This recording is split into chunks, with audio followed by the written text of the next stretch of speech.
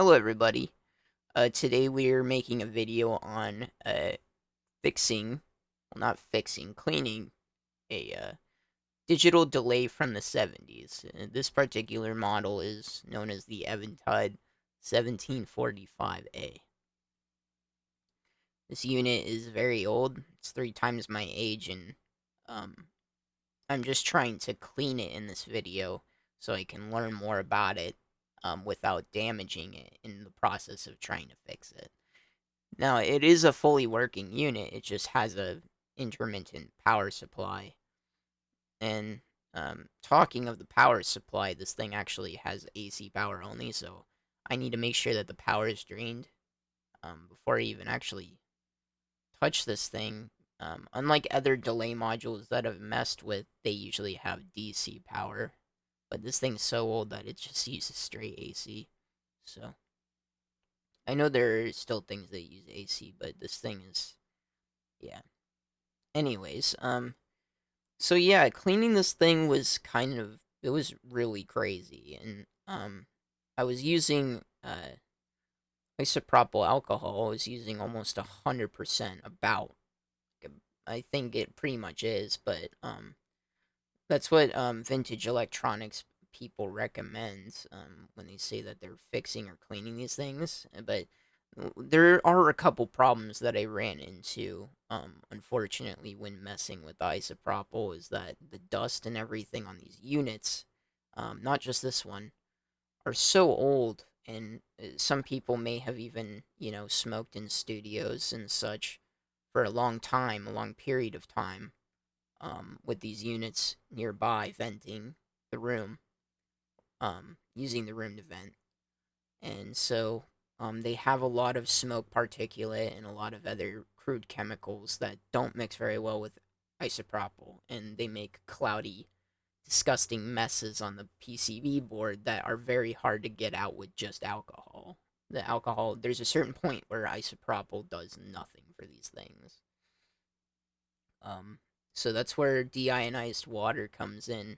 You spray it with alcohol, then you spray it with deionized alcohol, and it cleans it very well because the deionized alcohol, or sorry, deionized water takes away the cloudy shit that's created by the alcohol mixing in with all the crude chemicals and dust, um, particulate matter, and so uh, another thing is that the solder joints are old, and there's a lot of solder joints. They also create the cloudy mess because there's uh I can't remember what it's called in the solder. Um, Anybody can correct me, but there's flux in the solder, I believe, is a thing that is affected by the alcohol and creates that cloudy mess. You can see as I'm cleaning the like city on the back of this thing, there's just, you clean it and then it just kind of fades back to fog, like this cloudy shit.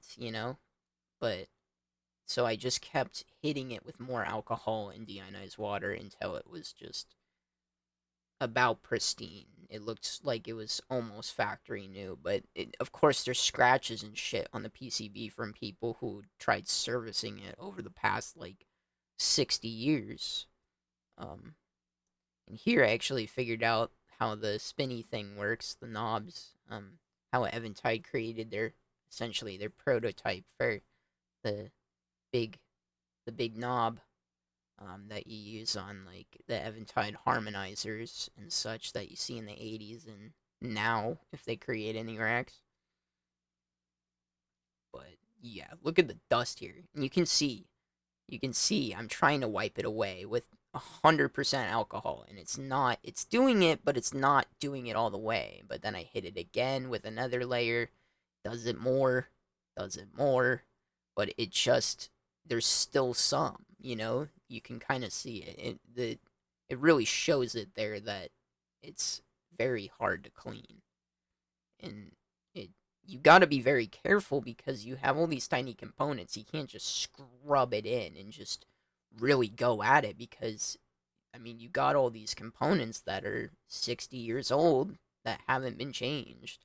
So I just sat there listening to vinyls the entire time, just slowly going at it, and my back was fucked by the end of it, but it was fun though. It was really cool seeing how this entire thing worked, you know. But I just kept cleaning it and cleaning it and cleaning it very slowly, making sure that the ICs are shiny. And of course, because we used deionized water, unfortunately, we did have to wait like about 1 or 2 days for these units for these boards to be like 100% clean. And the only reason it took a second day is because this board here, I realized I had cleaned it, but it, for some reason on this particular board, um, unlike the other one that's already drying, um, it just would cloud so much for some reason. Like the next day after I cleaned it, it looked like it wasn't cloudy the day before, and then I come back and it was cloudy, so I had to clean it again. Unlike the first board, but the first board I think I got so good right off the bat that I didn't have to go in a second time to clean it. But yeah, so um, this unit actually uses something called shift registers, which is not a microprocessor technically, but you can look at each shift register as like a tiny processor that carries data. It carries about like 512 bytes, I believe. But in this unit, it may be 256 or something like that because of just how old the byte registers are. But usually you see not byte registers, shift registers. If anybody uses a shift register nowadays or knows what they are, let me know.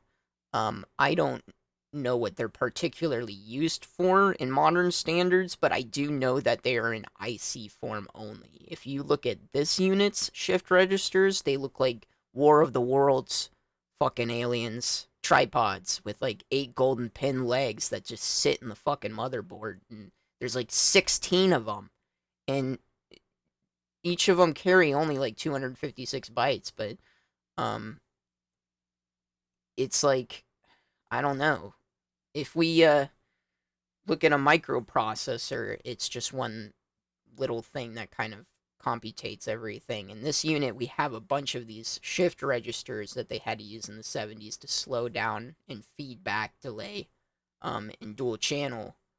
Um, but the metal shift registers that you see in this unit, if you want to replace it, it's up to like $80 just to buy one, and you don't even know if it's like the same damn thing because nowadays there's been so many of those metal, shift registers that were made in the 70s and only made in the 70s that like I've only seen a few Chinese companies make them now, so that made me pretty worried when I knew that I couldn't really buy a new shift register for this thing, considering that there's 80 of them in it, and they're old as hell, and they just are, you can't get them like that anymore. You have to get them as an IC.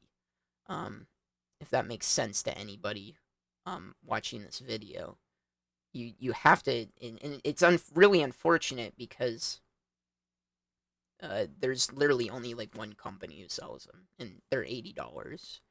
So that means like each one of the registers in this thing is like literally like worth like $100 probably, and that's what makes the unit so damn expensive and made it expensive in the first place in the 70s. The user manual. If we read the user manual, if you look up the user manual for this thing, it literally says in it, yeah, shift registers don't come cheap. They cost more than the fucking munchies.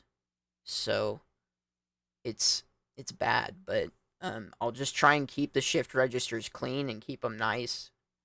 But yeah, that is a cause for concern. I thought this was going to be a more microprocessor controlled kind of thing, but I was an idiot to think so. But I really still want to save the unit. But I was looking in 1745M, and I saw that it was a very simple unit, and I thought it'd be nice to try and fix. But so I was like, okay, 1745A, fuck it.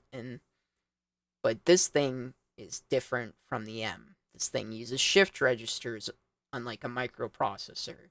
This is a digital delay that does not introduce a microprocessor or have any respect to that, but it has a bunch of little things that carry data that's able to pause the data that's being transmitted through the circuit. And those are the shift registers. And like I said, the shift registers aren't made like they are in this unit anymore. You can only buy them from one company, from what I understand, and they're like $80. And the ICs that you can buy, maybe we could configure the IC shift registers for it, if we were able to, attach the pins correctly in an odd format. But it would look really bad, but it would be a way to save the unit. Um, but otherwise, we got to keep the shift registers nice. I just don't know why they stopped making them that way. That must have just been such an early thing that they had to make it like circular with metal or something. It was weird. I'll actually when we get to take a look at it again, maybe I'll point out what the shift registers are, where they're at exactly. But they are not on this side of the board. They are on the top side when we put it back in the digital, the part that controls the digital display. But yeah, this thing is ancient, man. Ancient. I need to make sure that the connections are better, but we clean the entire unit, and the ribbon cables are pretty easy to put together and everything.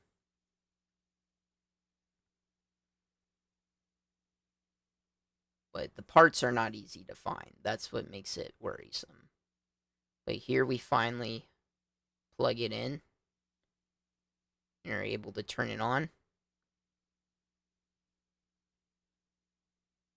and unlock it, and change the speed and everything, or change the times for the delay in the mixing. It looks so cool in the dark too. It's like, damn, it's a very cool looking unit.